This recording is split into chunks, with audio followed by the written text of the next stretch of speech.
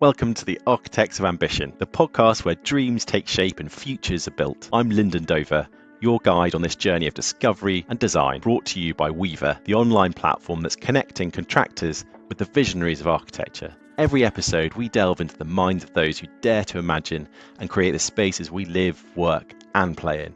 Let's get started.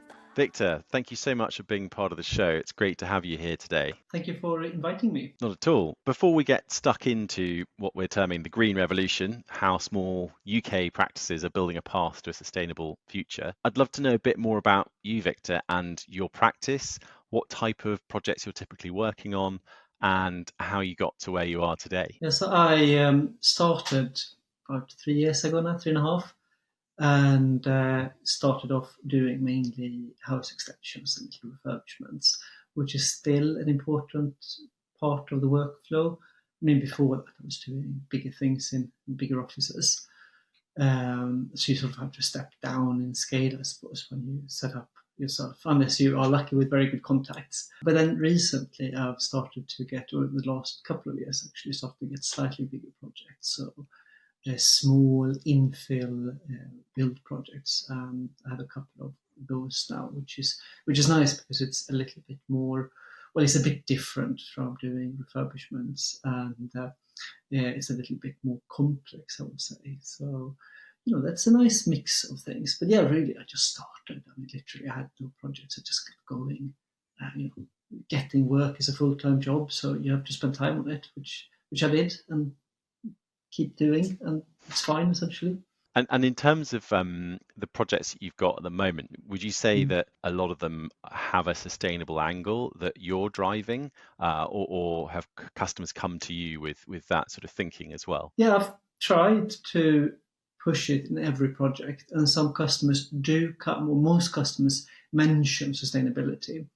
I think the challenge really is when you come up against the cold, hard reality of budget, then people often scale back on those ambitions. And it can be really small things, like you might have a air-to-air heat exchange in a bathroom, and it's cheaper to just put in a normal one.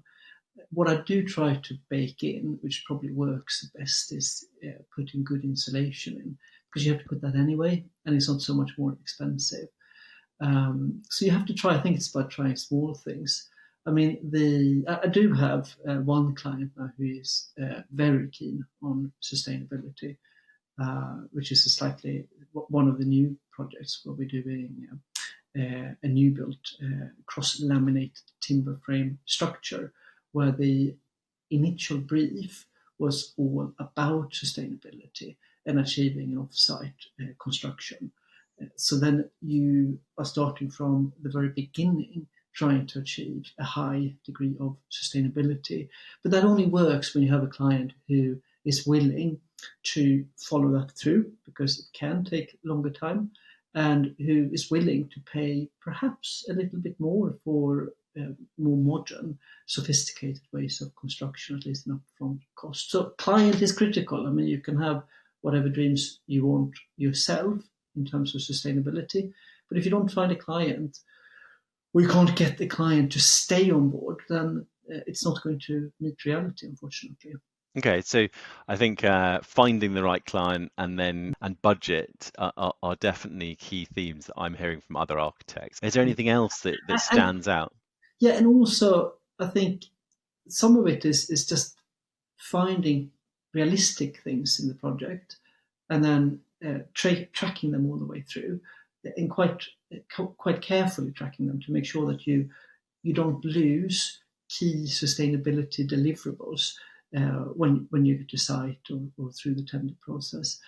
And some of it really isn't very complicated. It's make sure that the builder is actually sticking in that underfloor insulation, and does insulation to the loft, and that you make good window junctions and stuff. Stuff they have to do anyway.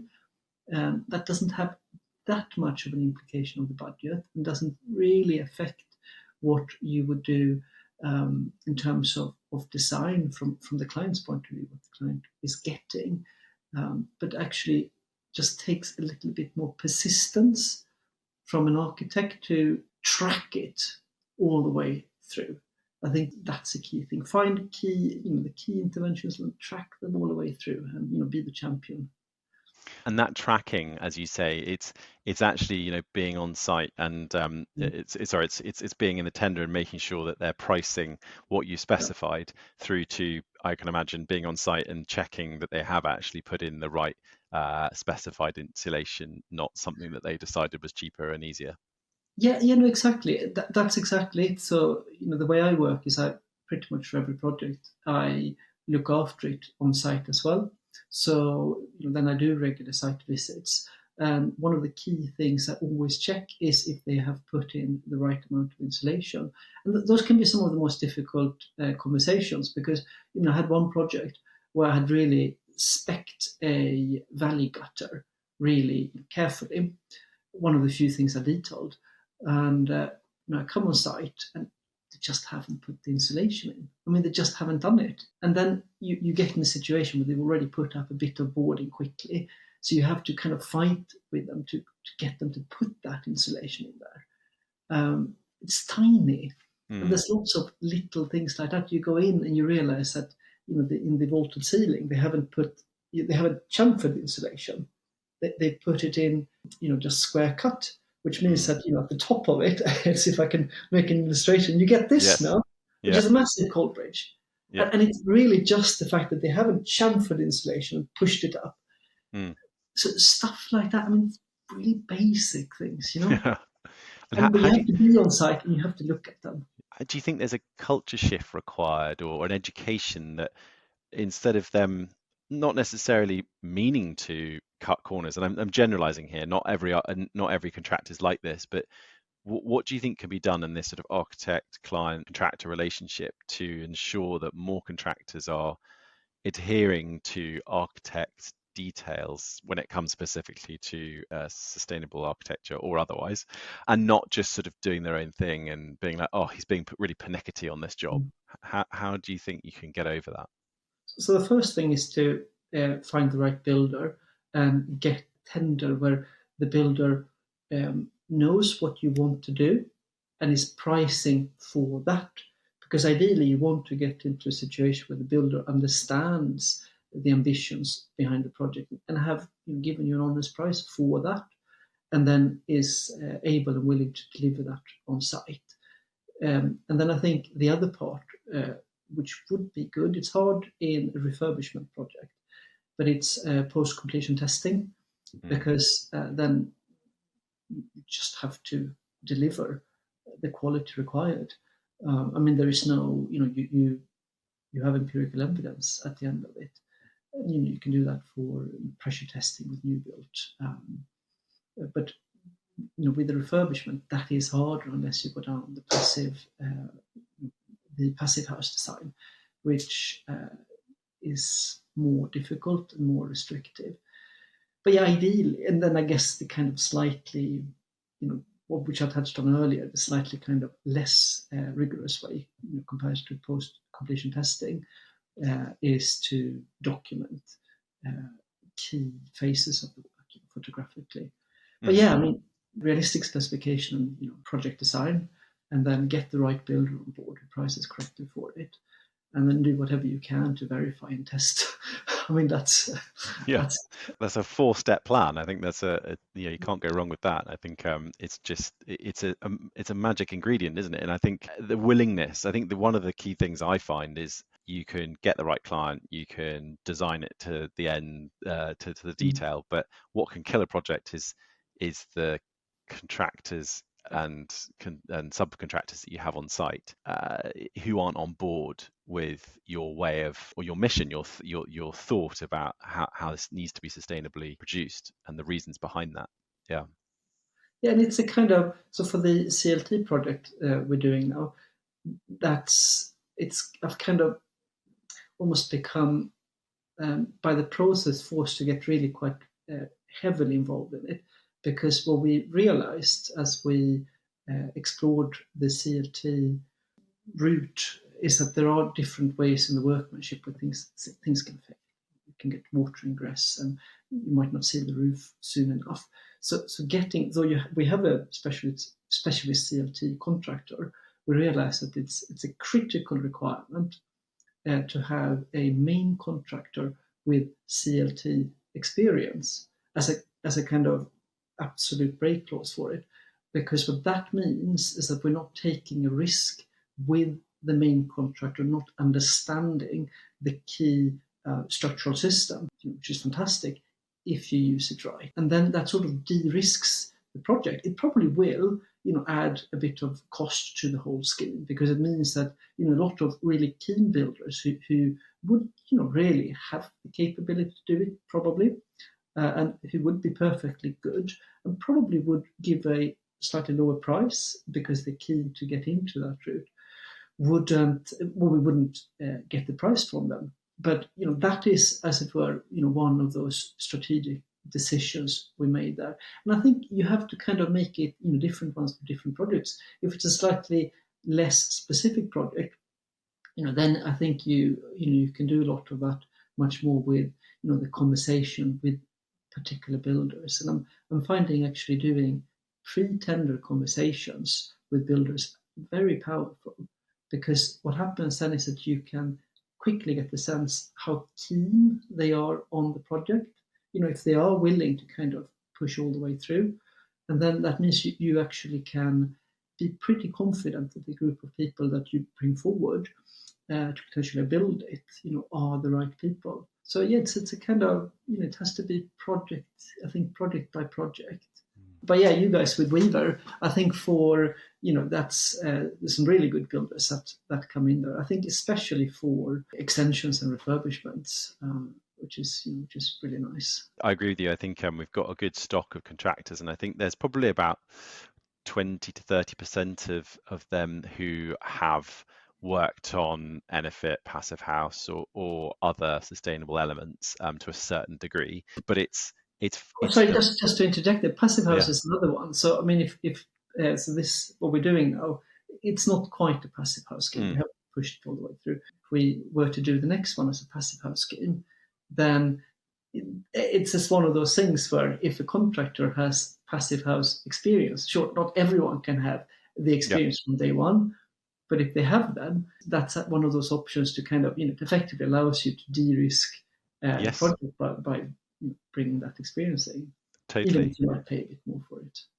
And what I was going to say was it's interesting that there's definitely the skills and the training for contractors normally who have become a much larger outfit or a medium outfit. That there's less knowledge within the smaller practices of contractors who are on the Weaver book. So there seems to be this sort of difficult middle ground. I think it's for architects as well, sort of cutting their teeth on their first sustainable project, whether that's, I'm going to use more natural insulation materials. I'm going to think about the basics of insulating the roof and the floor, what you said earlier. But I think both for contractors and for architects, maybe starting their learning journey in sustainability, there's the sort of chicken and egg moment of finding the right client, and then it's almost like an experiment, as you say, project by project. Yeah, it is, and it is tricky. I mean, it's, you have to build it up in the right steps. It's tricky. It really depends on situation to situation and what the project is doing, and what the situation is, and all of that. One project might be, I mean, the one at the moment, it's quite a tight site, so it all gets a bit more critical. If it was just on a greenfield site, we'd probably be a little bit more relaxed about it. So, so I think but that middle ground is a little bit tricky, because what happens, I think, when you go from refurbishment projects and extension projects to more advanced technologies and to new build, is that the regulatory framework changes quite drastically.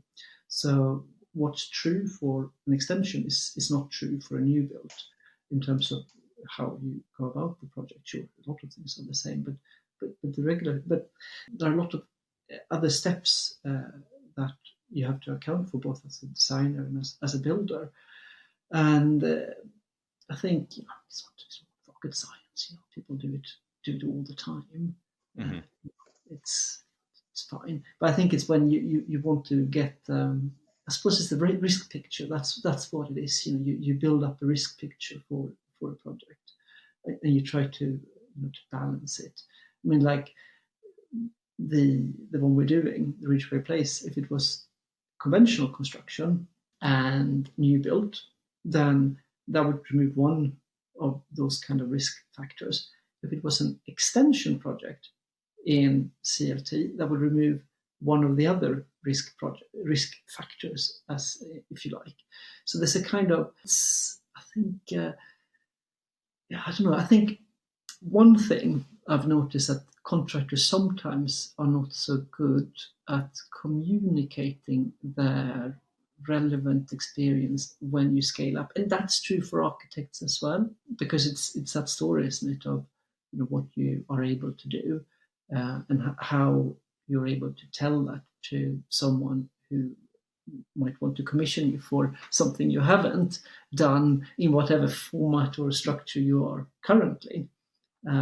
So it's that kind of scaling conversation which I have with people, and that's when you're trying to bring people along. On like at the moment, I might be a little outfit, but look, I Yeah. have the knowledge. Yeah, and that's quite interesting, the knowledge bit, because you've obviously worked in big practices prior to starting your own outfit. And do you feel that there's a shared knowledge in smaller practices? Do you feel like, what do you think the status is of current knowledge and awareness among small practices when it comes to sustainable architecture?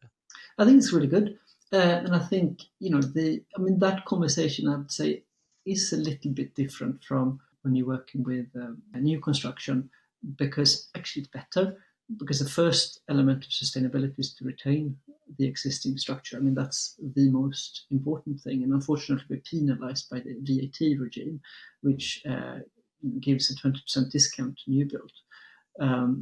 But so when you're working in refurbishment and extension, you are essentially starting from a point of sustainability.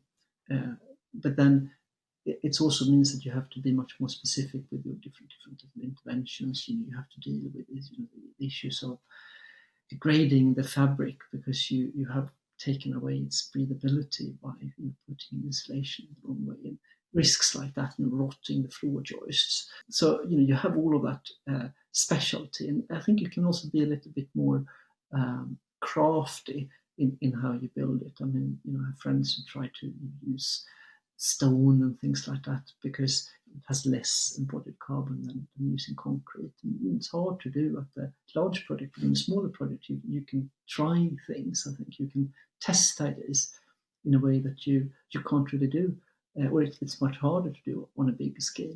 So I think there's a kind of a level of granular knowledge that that we small practices develop, and in terms of that knowledge, I mean, I have actually a WhatsApp group with a bunch of similar sized practices as myself, and it's really useful, because you can you can just text a little technical question, and there's a whole bunch of practices who just come back with their own, not just technical knowledge, but like the actual on-site practical realization of that, and whatever issues you might run into, and how things might changed recently. Oh, you need a bit more height for your loft conversions because the new Part L means you have to stick more insulation in. I mean, little things like that. Super And useful. so I think there is a lot of that type of knowledge. Whereas when you work on new construction, you roll out a system. The building really is a kind of standalone system. And often in larger practice has done similar buildings many times and have a way of doing it. Incredibly sophisticated, but it's all kind of self-enclosed. It's self-referential as a technological system, whereas the refurbishment and extension side of things, it has that open-ended question mark, which is the existing fabric, and to what extent that is helping or harming what you're doing. And a small practice have to be so much more conscious about it, so much more conscious than a large practice doing new build. Yeah, that's really interesting.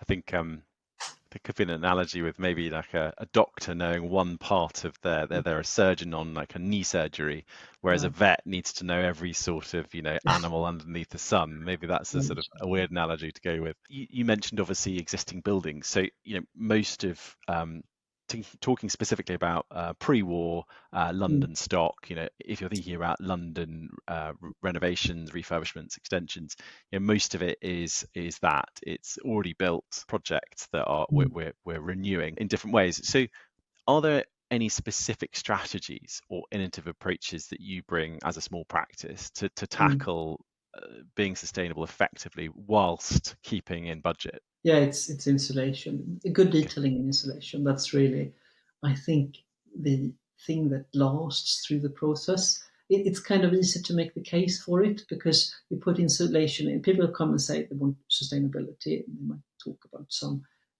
system, linking a PV to your car and things like which is great, but it's expensive and we're not quite there.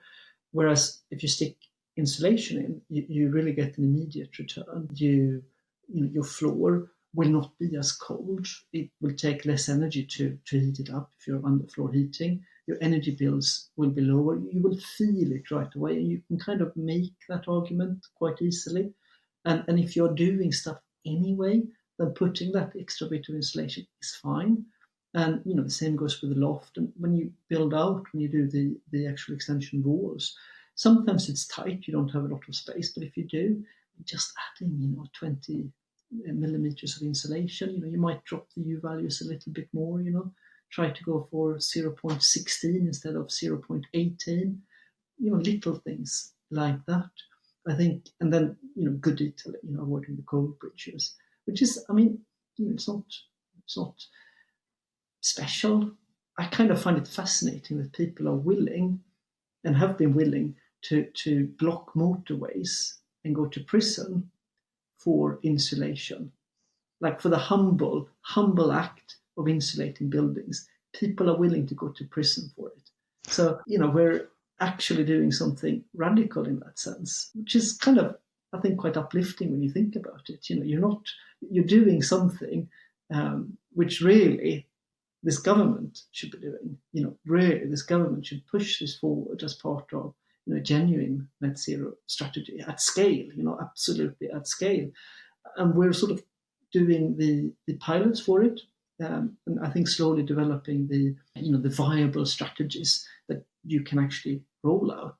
That I guess that brings up questions about policy and things like that. Yeah, absolutely. And that was going to be my sort of last topic to kind of try and cover was you talk about these strategies, but Yeah. what do you think government and policymakers can do to help promote sustainable architecture amongst small practices? What can they do more of or start doing? Yeah, grant systems at work. We had the Green Homes grant. I had a client who was really keen on it, read up on it, and then they pulled it, just a week before we were about to submit to it. It's pretty awful, really. So it's not that complicated, like paying people for installing better insulation. And then the other big one is to put a VAT on parity between refurbishment and new build. That's massive because we're essentially often in a situation where it's cheaper to demolish a perfectly good structure and rebuild a new structure because of VAT, because of 20% that you have to pay if you refurbish, but it's zero rated if it's new build. That's a massive one. But there needs to be a genuine scheme. I think the issue with the Green Homes grant was too fiddly, and it was really difficult to actually claim stuff back. Um, you had this problem with finding the right registered suppliers. It just didn't work as a policy, which, to be honest, I think is because they didn't put enough money into it and they didn't really want the money to go out at the speed it should be. And then at the bigger scale, I would love to see some sort of more favorable planning environment for external insulation because that's really the best answer. And there's a lot of situations you can't do that. And putting the insulation on the inside, especially in old buildings, it just risks so much damage to the structure. And if you put it on the outside, it's not disruptive for the people who live in it, and it delivers far better thermal performance. And you don't have the risks or as many of those risks associated with damage to junctions, etc. So that's another one. And I think really the holy grail would be an actual program of government funded insulation of buildings, even if that might not be delivered through through small architects and small builders, but at scale, to really kind of address big, vast housing stock of poor performance. Yeah, absolutely. No, they sound like really good, sensible suggestions. And what's your take on sort of, you talked about almost policing contractors in terms of their performance and right through from specification to the proofs in the pudding, seeing the results in how the project's performing, how the house is performing afterwards. Do you think there's ways that people can get incentivized or rewarded for the level that they've gone to, perhaps? Yeah, that would be great. I mean, I know there are contractual mechanisms for doing that, but small contractors don't really like getting into that level of contractual detail. So, I mean, it's a good point. I mean, the tricky bit though is that it's pretty base level stuff. I mean, I don't want, if you reward someone for installing the insulation correctly, well, if they don't install it correctly, all that happens is they lose the award for it. So, it's a tricky, I suppose it's a bit of a tricky one because, we're not asking them to do some sort of enormously complicated things. I mean, we're really just asking them to do their job, Yes. I mean, Yeah, that's enough. it, We're asking them sense. to Why should you be rewarded for doing your job stick it properly? up as per the drawings. I mean, literally, Okay. that's what I ask. Yeah. Go on, let's build it as per the drawings. And a lot of them do, and I love it. It's literally like, yeah, fantastic. Some don't, and that really, really gets me. I suppose it's I've spoken to quite a few architects recently about this topic, and they say it's kind of remembering that they're on a journey as well, and but it's frustrating when they get it wrong. But I suppose it's time for you as an architect, though, isn't it? It's the education of it does take time if you're speaking to a new contractor who's trying to get their head around some new detailing or ways of working. But if, as you say, it's as basic as putting insulation in, then I can understand the frustration. And it is time. I mean, there's no way around it. I mean, there's different ways of practicing. If you do planning drawings and you move on, you will not be involved in that level of detail. I prefer to, follow the project all the way through to completion, like that. And then that for it to work, it relies on getting a decent fee as an architect to do it, because otherwise it just doesn't work. But if you can line all of that up, then you have the time to do it. Seeing it all the way through, I suppose you're not staying up at night wondering whether it got built to to what you designed it. You're actually seeing it performing, and must be very satisfying to seeing it go all the way through the stages. Yeah, no, it's really nice. And if you're lucky, you might get invited over for dinner afterwards and sit in the house and experience it. Yeah, absolutely. Well, look, I think that's a nice way to end. So I always like to ask the guests that come on the show what their top tips would be for architects who are starting their own practice, who are wanting to have a focus on sustainability. If you were starting again, what advice would you give? Be brave, do it. There's no secret thing to it. I mean, I had no projects, zero projects when I set up, nothing. There's a lot of work out there. You just need to get going. Worst thing that can happen is you have to close the firm and get the job again. I mean, it's just get on with it. And in terms of sustainability, I think that's a tricky one. I mean, because that relies on continuously learning, and I don't do it as much as I should do. Some people do it more. I try, but you just have to keep, I suppose, learning about stuff. But you do that when you do things. So so that's when you have to learn. So I think it's just get on with it, just do it. Don't think too much about it. And apart from your personal WhatsApp group with other peers who are architects who are helping each other with details, etc., where else do you go to learn? Do you have other wider networks you're part of, or any other reading groups? Yeah, sure. Yeah, I mean, loads of friends in the business, and then obviously there's lots of reading and trying to keep on top of things. So it's just the more the better. I mean, sadly, a lot of the reading is regulation, Yeah, guidance and technical information. product information, manufacturers information, that sort of thing. I mean, it's not particularly exciting, but I mean that's the reality of it. It's all lots of pretty plain stuff that you have to know in a fair amount of detail in order for it to make it work. It's just how it is. Yeah, that's definitely something that I've heard from other architects is there's a lot of reading and leaning on specialists when it comes to sustainable materials. The champions, the people that are trying to get their products into homes, have a lot of literature in the round about different topics, whether it be breathability or whatever else, tightness, etc. So that's a good place to start. But yeah, okay, just do it. I like that advice. Perfect. Well, look, Viktor, thank you so much for being on the show today and giving us your 2 cents on how small practices are changing the way that we're bringing sustainable architecture to the UK. Really great to have you on. My pleasure. Thanks for inviting me. And if people want to reach out and further this conversation, maybe even talk about your specific CLT journey you're going on or other projects, what's the best way of getting in touch? Drop me an email on office@westerdahl.co.uk. Brilliant. Okay, we'll put that in the show notes for sure. Well, thanks again. Cheers for your time today. My pleasure. Have a great evening.